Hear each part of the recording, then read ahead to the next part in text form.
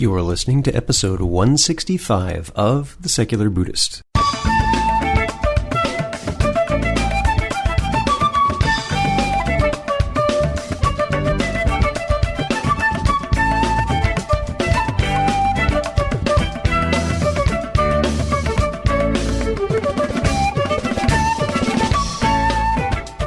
Welcome to The Secular Buddhist. I'm Ted Meissner. The Secular Buddhist is the official podcast of the Secular Buddhist Association, a grassroots-driven effort to answer the needs of secular teaching and practice for contemporary society. The podcast has interviews and roundtable discussions pertaining to engaged Buddhist training and practice, and the SBA website has show notes for each episode along with resource materials. Though the podcast focuses on core practice from a secular viewpoint, more traditional teachings are welcome and openly discussed. Leigh Brasington joins us to speak about what the Pali Canon Suttas have to say about practicing the Jhanas.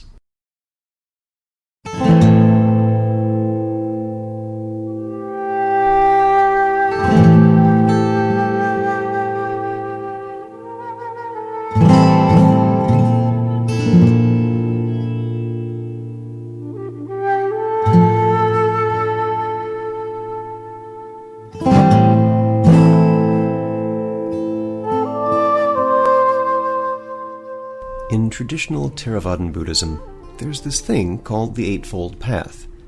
It is the process by which we abandon the fetters, those pesky things that lead us to regular encounters with dissatisfaction in life. The last part of that, samatha, is two meditative practices, one focused on a wide awareness, the other on a singular awareness. Today we see references to the first of those as insight, or vipassana, or satipatthana, the four foundations of mindfulness, probably the most recognized term in Western culture thanks to the work of Jon Kabat-Zinn. And for many people, things end there, without much attending to the eighth part of that path, the focusing of attention on one object to a degree of concentration and indestructibility called jhana. Leigh Brasington is a student of Venerable Ayya Khema and has been teaching jhana meditation since the early 90s. His interest is a naturalistic approach to concentration meditation and helping people understand that deeper meditative states of mind can be helpful off the cushion and can be attained. So, sit back, relax, and have a nice cinnamon tea. And our guest today is Leigh Brasington. Leigh, thanks for being here. Thank you. Nice to see you and be here again. Yep, we're sitting in person happily at Berry Center for Buddhist Studies, so I wanted to extend a special thanks to everyone here for just their wonderful attention to us over the past few days. And Leigh, let's get started by finding a little bit more about your background before we jump into our conversation on the jhanas. My background, I spent 35 years as a computer programmer. I started meditating in 1985. My very first teacher was the Venerable Ayya Khema. That retreat, basically I discovered that my mind had a mind of its own and I couldn't follow my breath and it was just really hard. But I got enough out of it that I kept meditating. 3 years later, I was in Thailand at Ajahn Buddhadasa's monastery in southern Thailand, and while meditating there, I stumbled into a state that was full of ecstatic joy, and I didn't know what it was. They were able to tell me I was experiencing piti, but I knew I liked it, and I changed from meditating because I knew it was good for me to meditating because I wanted to meditate. Over the next couple of years, I sat with several more teachers and asked them about what was happening to me. And I don't really remember what anybody told me because it didn't fit my experience, so I just ignored it, being rather stubborn. And then a friend handed me a flyer in 1990 for another retreat with Ayya Khema. And I went on that retreat and went to the first interview, and after some nice conversation, she said, well, tell me about your meditation practice. And I said, I can get to piti. And she said, oh, good. That's the first jhana. Here's how you do the second. Somebody knew what was happening to me and knew what I was supposed to do with it. And by the end of that retreat, I knew I had found my teacher, and I continued to sit with her until she passed away in 1997. Mm-hmm. She was the one who thought that I should start teaching, and I began teaching literally less than a year before she died, and have been teaching retreats that feature instructions for the jhana, not exclusively, ever since then. Excellent, thank you. Now, one of the things that I have learned from you just in the past few days through a talk you gave here and through a video which I will link online on this episode page for folks who are listening, a conversation that you did with our friend Willoughby Britton, is that there are some different interpretations in the three baskets of the jhanas. So we've had our friend Shala Catherine on here before, talking about a particular kind of way we view the jhanas, and then you have a different way. So tell us a little bit about those distinguishing characteristics. What are the two different schools of thought around jhana? Yeah, the two schools of thought would be the Sutta jhanas, which is what's found in the Pali Suttas, and what Shaila's teaching is based on what's found in the Visuddhimagga, the Visuddhimagga jhanas.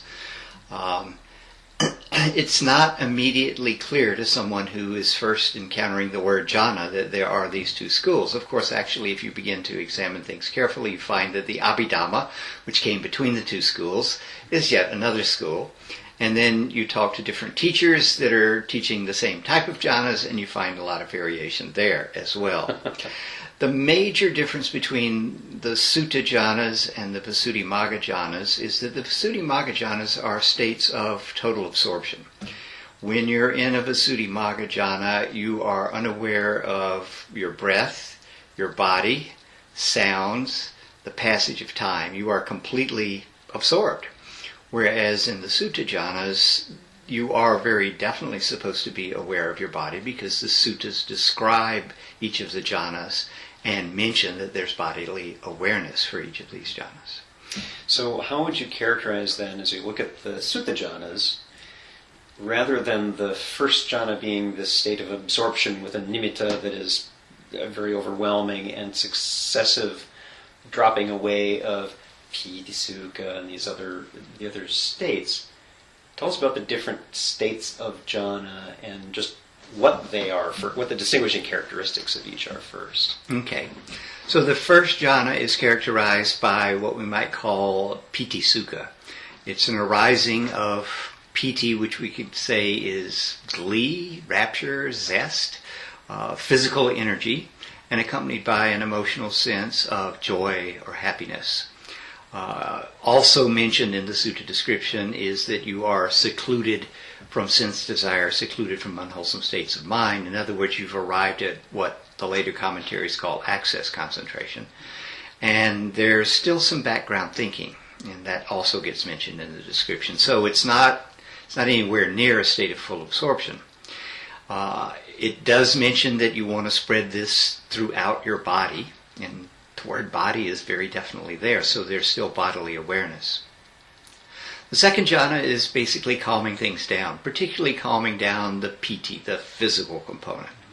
And what you're left with is just a very happy state of mind, and maybe some background swaying or rocking, as opposed to the vibrant energy of the first jhana. So it's a much calmer state. The suttas mention inner tranquility and unification of mind, and that the background thinking has gone away.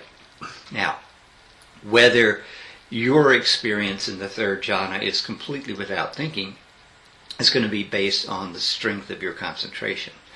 But I'm willing to say that if you can get to a state where you have an overwhelming experience of joy, or a steady experience of joy, let's don't say overwhelming, but a steady experience of joy, that is what you can focus on, and maybe a little background energy, I'm willing to call it the second jhana.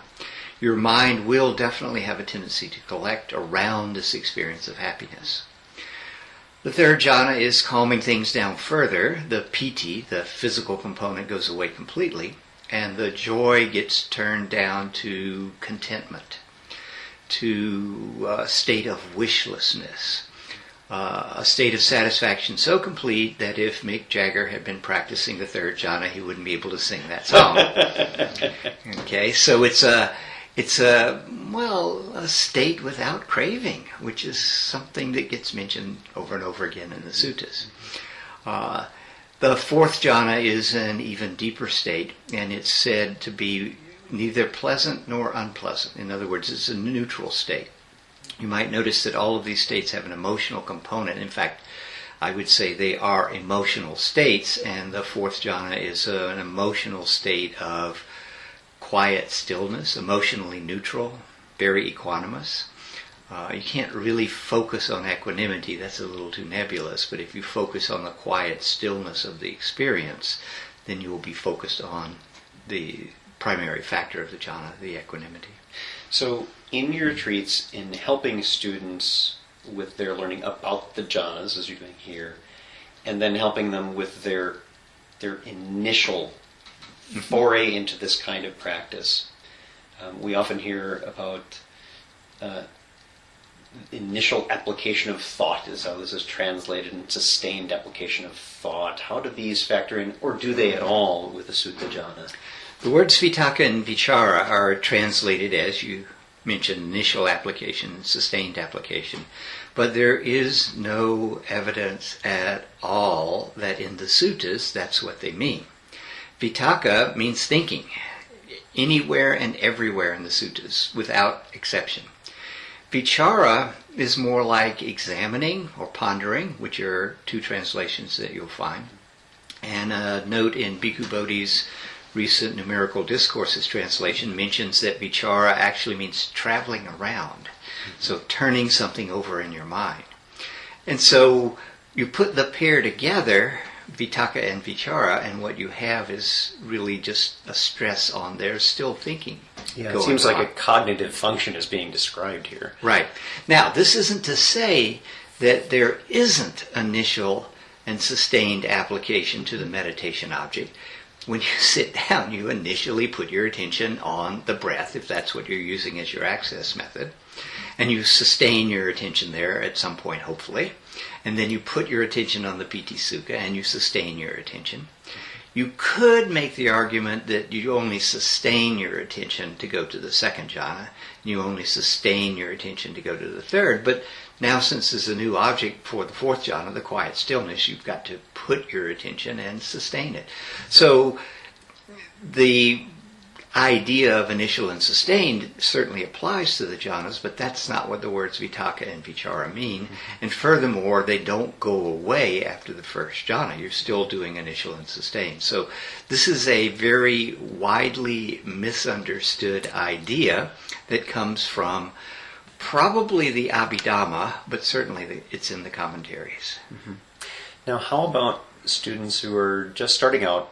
Many people who listen to the podcast, for example, might come from an MBSR background, or they've done an insight practice, which is things like noting of what arises and body scanning and things like that, which are very, very cognitive functions rather than selecting a single object of meditation and going at it as the jhanas may more so. What are some of the recommendations you would have for folks who are just starting out in approaching a jhana practice? And how might that look a little bit different than what they do if they come from a mindfulness or insight practice? What you want to do is practice one-pointed concentration. Point your mind at one thing and see if you can sustain it there. The classic one is the breath. Put your attention on the tactile sensations associated with breathing. The most commonly taught, perhaps in North America, is the movement of the belly. But actually more useful is the touch of the breath at the nostrils, either right at the opening or just a bit inside. It's a bit more subtle, and so you have to concentrate more to be able to do it, but that's what we're working on, is concentration. So mindfulness of breathing is probably the most common way of generating what's called access concentration, which we could define as sufficient concentration to give you access to the jhanas, or we could define actually a little more helpfully as being fully with the object of meditation, and if there are thoughts, they are not distracting, they're not pulling you away. You know each in-breath, you know each out-breath if you're using the breath. There are other methods for generating access concentration. You can do the body scan that Goenka has made famous in the West. You can also use metta or any of the other Brahma-vihara practices. Actually, mantra practice, which isn't taught in Theravadan Buddhism ever, works quite well for generating sufficient concentration. I've had a number of students who are old TM practitioners resurrect their mantra and be able to use that to get in. Excellent. So once they've started that, and you'd mentioned earlier this week just putting the smile on, just that lightness, and then focusing on that as a way to maybe foster that arising of piti sukha. Can you tell us a little bit more about the importance of maybe setting some of those conditions to allow for that arising? Yeah, actually what's described in the suttas is that once you've gotten to access concentration, and it mentions that by saying the hindrances are abandoned, as I said, access concentration as a phrase doesn't occur in the suttas. It says from that gladness arises. And this could be also, this word pamoja could be translated as worldly joy. What I have discovered is that once my mind actually settles in and I'm not getting lost in my trip to Hawaii or arguing with that stupid person that did whatever, and I really have abandoned the hindrances and I'm at access concentration, I want to stabilize the access concentration. So I tell students stay there 5 to 10 to 15 minutes. And then the next thing is to let go of the object that got you there, such as the breath, and put your full attention on a pleasant sensation. And the one I recommend initially that people try and work with is the smile. All the Buddha statues you see got the little wispy smile. Smile, yep. That's not just for artistic purposes. It's a teaching thing. So if you smile when you meditate, you put that fake smile on your face and you keep putting it back on when it falls off, by the time you get to access concentration, the smile will feel genuine. Hang out at access concentration for 5 to 10 to 15 minutes, and then switch your attention to the pleasantness of the smile. Drop the breath. That's like the key that got you into access concentration. All right? It's the door, it's the key to the front porch. All right, now you're on the porch, now that you've got an access concentration. The key to getting into the first room, the first jhana, is to find some pleasant sensation and focus on that. Now, the breath is pretty exciting compared to a vaguely pleasant sensation that's not doing anything. So you need a good, strong access concentration to be able to do that. When I say the smile, use the smile, that works really well for the people it works for, but probably only about 25% of my students. The most commonly occurring pleasant sensation is actually in the hands, kind of a warm, tingly glow. So drop the attention on the sweeping or the metta or the breath and put your full attention on the pleasantness of the sensations in your hands and just stay locked into that. Any pleasant physical sensation will work. People doing metta often find a pleasant sensation in the heart center. People find pleasant sensations in the third eye, top of the head, top of the shoulders. Actually, you name a body part. I've had some student find a pleasant sensation there and be able to sustain focus on the pleasantness. Mm-hmm. Once you've identified a pleasant sensation and can stay with it, then comes the really difficult part. Do nothing else. Just stay focused on enjoying the pleasure. If you try and make something happen, in other words, if you become a human doing, it won't work. You actually have to be a human being. You can't poke the forest till the deer comes out. Exactly. This is about observation. Remember, meditation is about observation.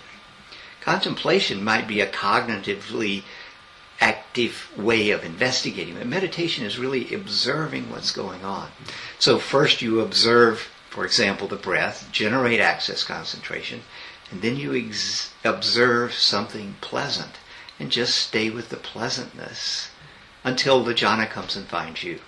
You can't actually do the jhanas. You can only set up the initial conditions and wait for them to arise.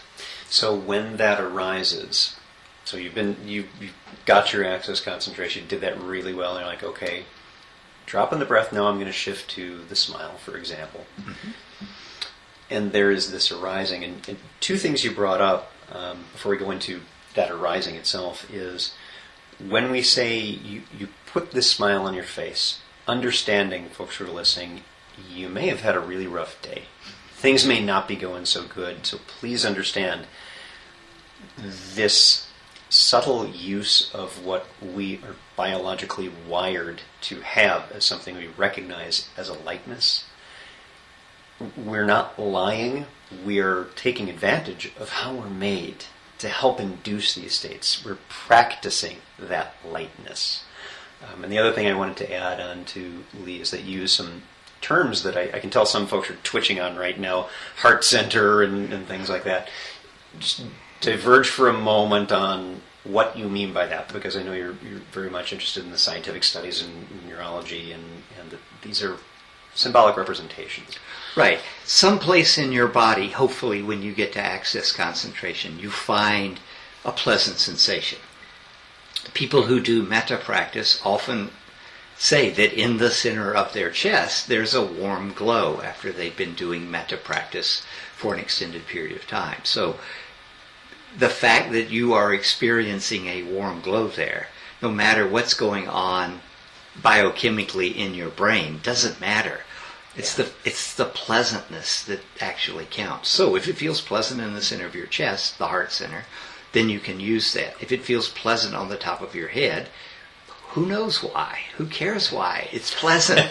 Just focus on it. Remember, the Buddha was probably the most practical person that ever lived, right? So it's finding some pleasantness and focusing on that pleasantness. Yeah, and that brings up a sense of utility to this, and that there is variability in what individual practitioners are going to find. Yes. So wherever you see this, and this is one of the challenges we have sometimes with other practices, that one size fits all, maybe not so much. And introduce some variability. Try some other things if you've been doing the initial sets that Leigh's been talking about, but you find that, the happiness isn't arising at the spot it's supposed to, so I'm going to ignore that.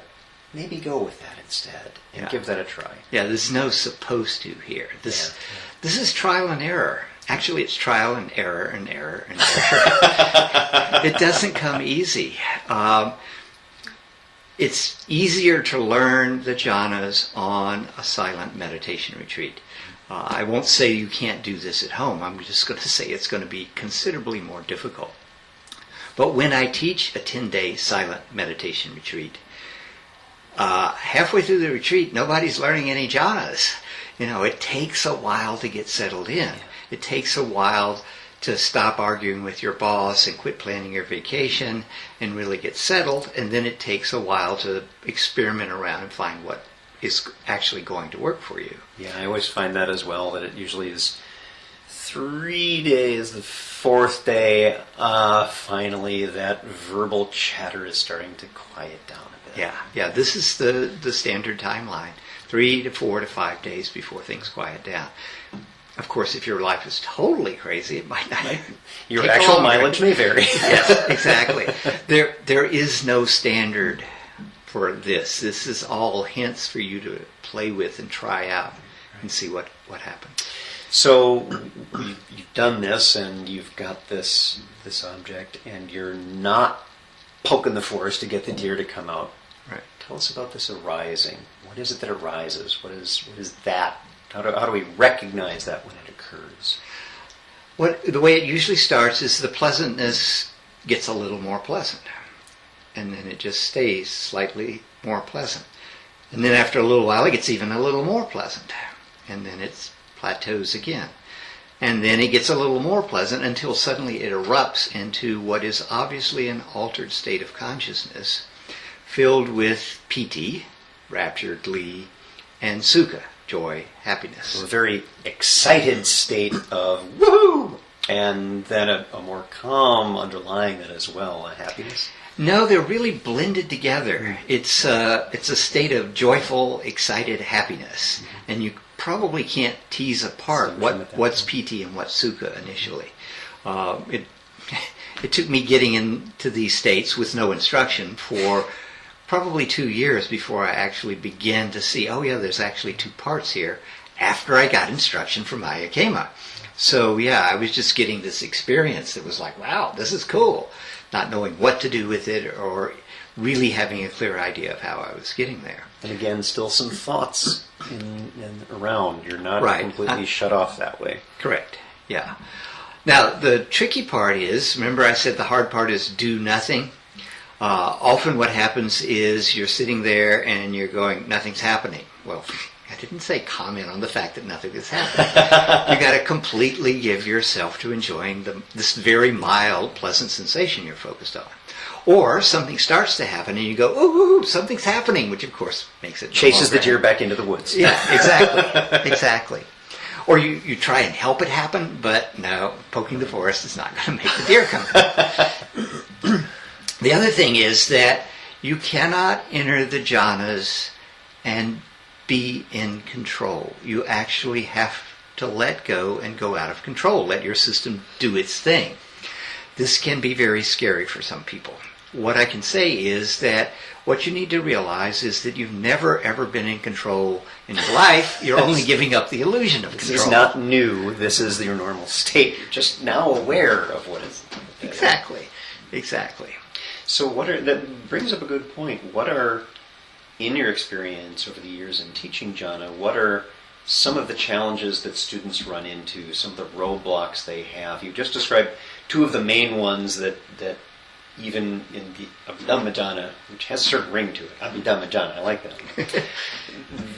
We do have this excitation, chases the deer away back into the woods, and then trying to draw it out and make it happen also doesn't work. That it really is a letting go.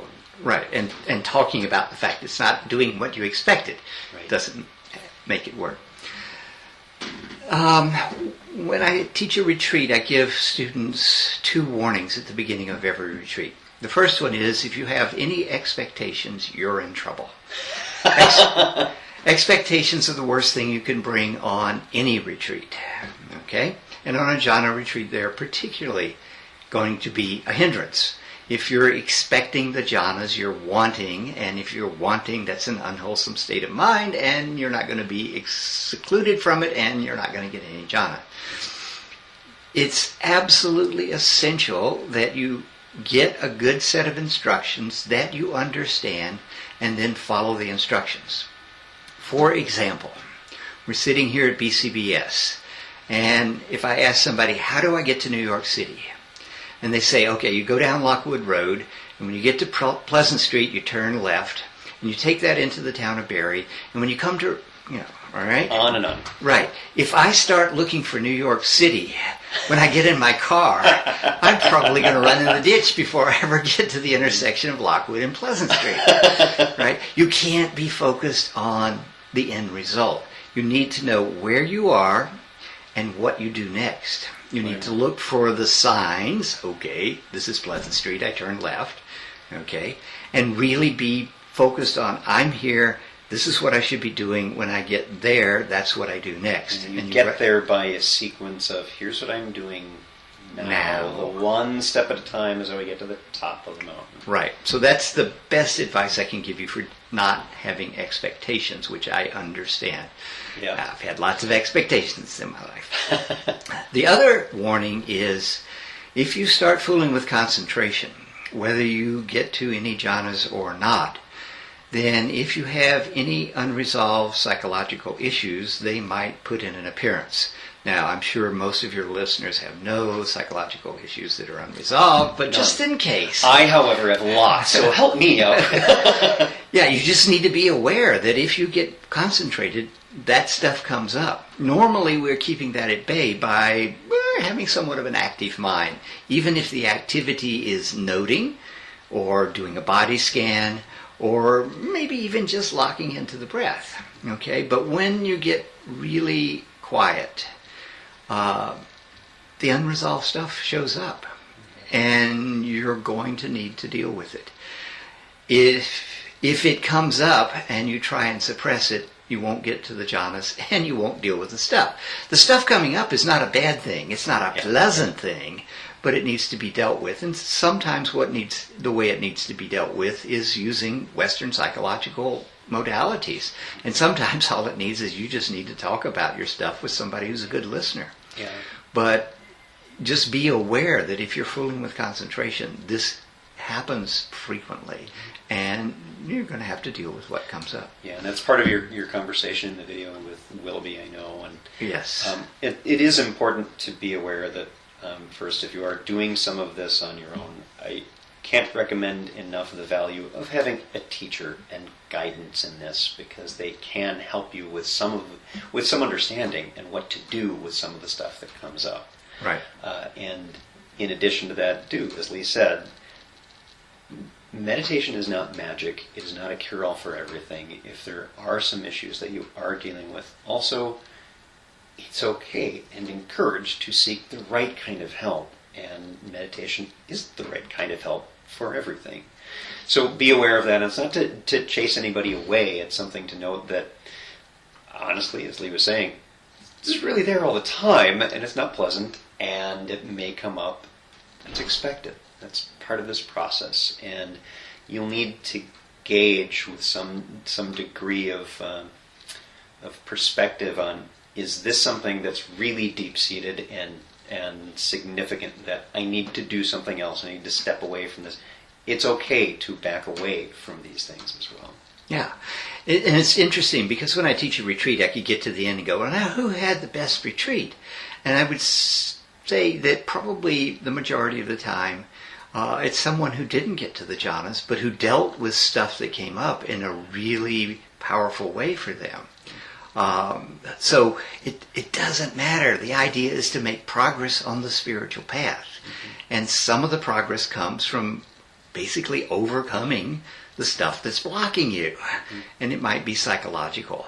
Yeah, sure, we all want those transformative insights into anicca, dukkha, anatta, inconstancy, unsatisfactoriness, and corelessness. But to get those, you may have some other stuff you've got to shovel out of the way first.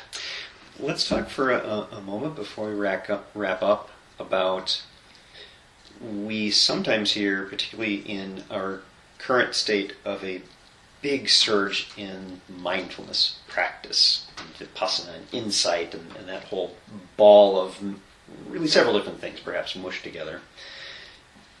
The value and maybe the distinction of the jhana, because folks might not always be aware. It's, yes, different steps, 7 and 8 on the Eightfold Path. They are specifically numerically disparate, but there are some pragmatic differences between them, and there's something valuable to be had from doing jhana practice. Tell us a bit about that. Often what you find in the suttas after a description of the jhanas is, with a mind thus concentrated, clear, sharp, bright, malleable, wieldy, and given to imperturbability, one directs and inclines it to knowing and seeing. In other words, the jhanas are a warm-up exercise for insight practice. Insight practice being some way that you impersonally investigate reality. Okay? The Buddha says investigate your body and your mind, but to investigate them in an impersonal way, to see their impermanent and interdependent nature in particular. But any way that you can investigate reality is going to involve mindfulness. You've got to actually be paying attention at the here and now. And it's going to hopefully give you insight. We could define insight as the understood experience. So you're looking for experiences that give you a deeper understanding of what's actually happening. It's usually translated as knowing and seeing things as they are, but it's the world is made of verbs, not things. There are no nouns, just some slow-moving verbs. So I like to say you want to gain insight into what's actually happening. because it's a happening world. With a concentrated mind, you've taken your normal ego functioning and quieted it quite a bit. So now when you start examining the world, you're examining it from a less egocentric perspective. Examining the world from a less egocentric perspective is likely to give you a much better idea of what's going on. We generally look at the world in terms of, can I eat that or will that eat me? Well, maybe we get a little more sophisticated, but that's basically it. Is this something I want to get, or is this something I need to get away from? Right? That's not how the world actually works. Despite the fact that if I turn around in the middle of a field and it looks like the world revolves around me, it's not true. Okay? So if I can get out of that egocentric stance, I have a much better chance of seeing what is actually happening. So the purpose of the jhanas is to give you that clear, sharp mind that can examine the world and gain the deeper insights. Excellent. Well, now, Leigh, you do retreats throughout the year, and I know your website is updated for quite a year to come. I think you're through 2014 is out 2015 and a half. 15 and a half, and can almost vote pretty soon. Tell us about the website, some of the things you have on there, because you also have some ideas about the neurobiology of this stuff, and also what the website address is for folks listening. Okay, the website address is leighb.com. My first name, spelled the strange way, Leigh, and my last initial B.com. I started the site back in 1996. I got GeoCities free web space. I wanted to actually see if a file I had I could put on the internet and somebody could download it. So I needed some place to put it. And so I tried it out and it worked and was like, cool. Well, what am I going to do with this web space? Yeah, I started my first in 96 as well. Right, so I just started throwing stuff up there. So I have information about my teacher, Ayakema, about Sogni Rinpoche, who's a Tibetan teacher I've studied with. I have my schedule there. I've got information about the jhanas, Buddhism in general, a to-do list for practice. I've got speculations about the neurobiology of the jhanas. I've got essays I've written. I've got links to talks that I've given. A couple of retreats I've done at Gaia House in England have been recorded, and all those talks are up on the Dharma Seed website, and there's links to that. There's links for other talks at Audio Dharma. There's a lot of resources. That's the Buddhist part. I have some computer stuff because I was a computer programmer. So I have, software I've written and how to fix your browser so it's not quite so stupid and things like that. I have photographs from my travels. I've got some stuff on Metta. I've got a little bit about Tibet. I've got a little political stuff. Just having fun. Some science stuff. Yeah, read the article I wrote on You Are Sunlight Animated Stardust. Okay, I think all of your listeners will find that a hoot. Particularly if you've heard the Carl Sagan song with a few other folks, and I'll embed that on the episode page as well because it's very topical to what Leigh and I have been talking about for the past few days. And of course, I will be linking to the website and thank you very much, Leigh Brasington. Oh, thank you very much. It's been a pleasure.